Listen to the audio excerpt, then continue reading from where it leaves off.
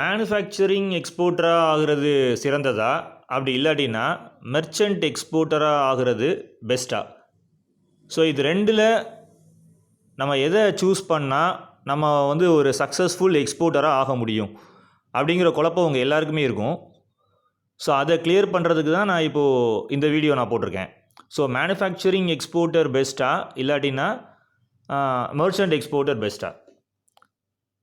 So இதில் first point நான் என்ன கொடுத்துருக்கேன்னு பார்த்தீங்கன்னா, for finished products buyers prefer only manufacturing exporters.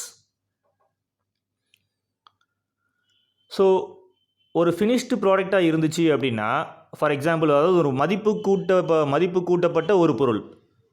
இப்போ வந்து நம்ம வந்து மேங்கோ இருக்குது, மேங்கோங்கிறது ஒரு ரா ப்ராடக்ட். இப்போ மேங்கோவில் இருந்து இப்போது நீங்கள் வந்து ஒரு மேங்கோ ஜூஸ் தயாரிக்கிறீங்க. ஸோ அந்த மேங்கோ ஜூஸுங்கிறது மதிப்பு கூட்டப்பட்ட ஒரு ப்ராடக்ட். ஸோ ஒரு ஃபினிஷ்டு ப்ராடக்ட். ஸோ இந்த மாதிரி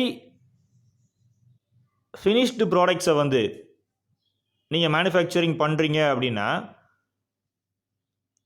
பையர்ஸ் வந்து உங்களை தான் ப்ரெஃபர் பண்ணுவாங்க. ஸோ உற்பத்தியாளரை தான் ப்ரெஃபர் பண்ணுவாங்க. மெர்ச்சன்ட் எக்ஸ்போர்ட்டரை வந்து ப்ரெஃபர் பண்ண மாட்டாங்க.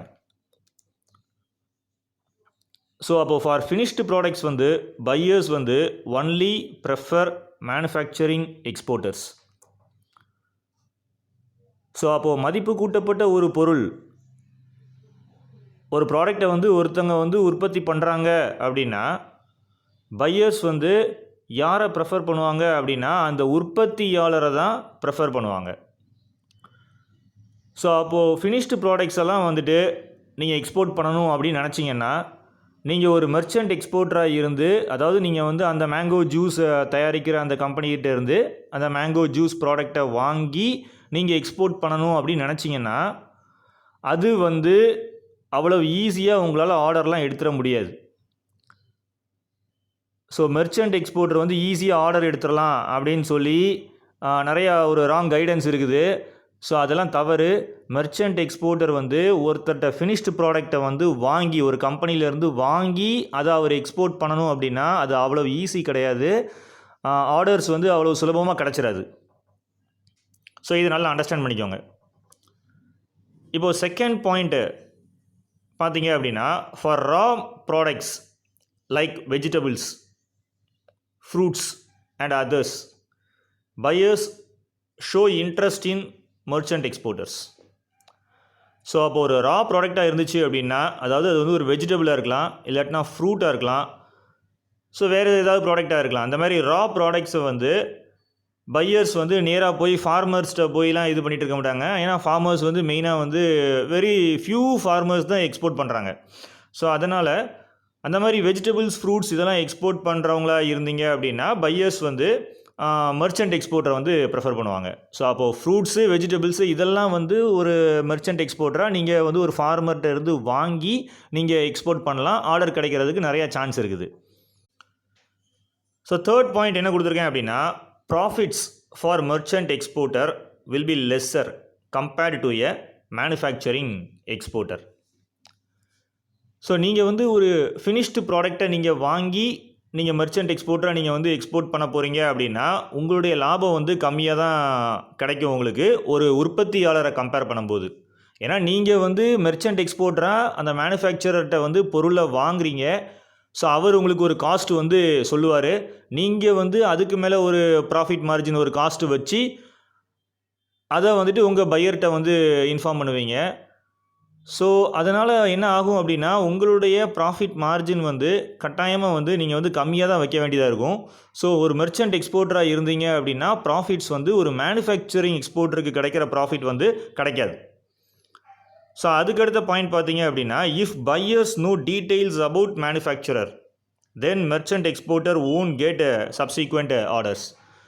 ஸோ நீங்கள் வந்து அந்த ஒரு ஃபினிஷ்டு ப்ராடக்ட் எக்ஸ்போர்ட் பண்ணுறீங்க, வாங்கி எக்ஸ்போர்ட் பண்ணுறீங்க, மெர்ச்சன்ட் எக்ஸ்போர்ட்டராக இருந்தீங்க அப்படின்னா, இப்போ வந்து நான் ஆல்ரெடி ஒரு எக்ஸாம்பிள் சொன்னேன், அந்த மேங்கோ ஜூஸ் பற்றி சொன்னேன். இப்போ நீங்கள் அந்த மேங்கோ ஜூஸ் ப்ரொடியூஸ் பண்ணுற கம்பெனிகிட்ட இருந்து நீங்கள் வாங்கி எக்ஸ்போர்ட் பண்ணீங்க அப்படின்னா கட்டாயமாக அந்த பையர் வந்து நிறைய இன்ஃபர்மேஷன் உங்கள்கிட்ட கேட்பார்.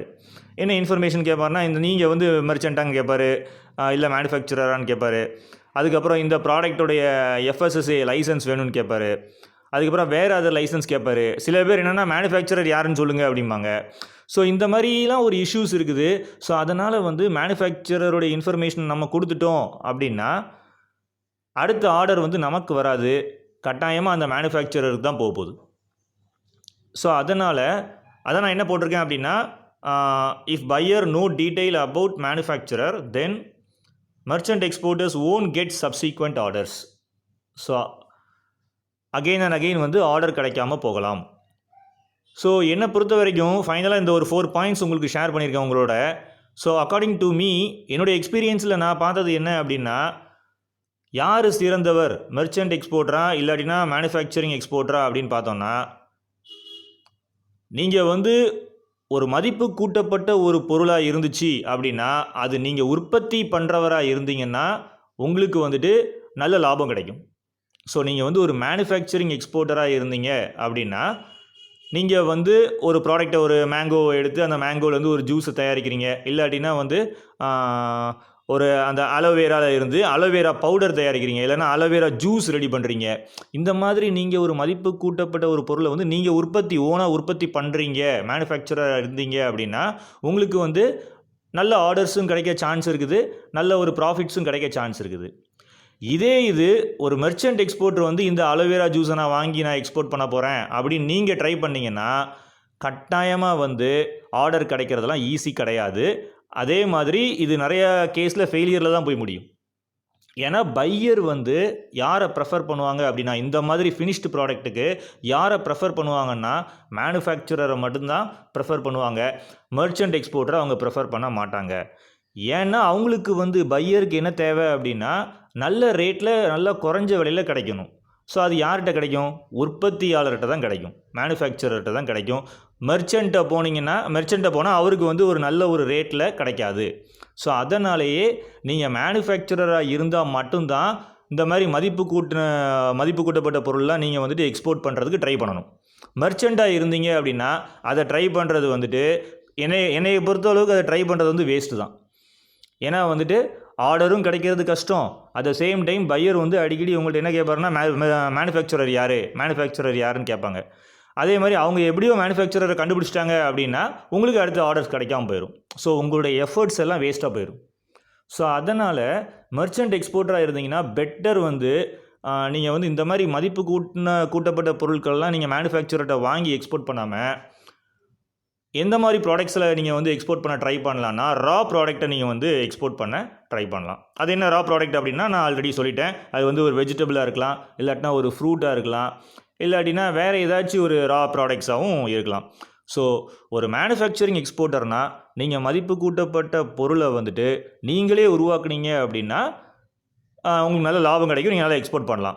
அதே இது ஒரு மெர்ச்சன்ட் எக்ஸ்போர்ட்டராக இருந்தீங்கன்னா என்னுடைய ஒப்பீனியன் படி எது பெஸ்ட்டு அப்படின்னா நீங்கள் வந்து அந்த ரா ப்ராடக்ட்ஸாக, அதாவது ஒரு மேனுஃபேக்சரர் இல்லாமல்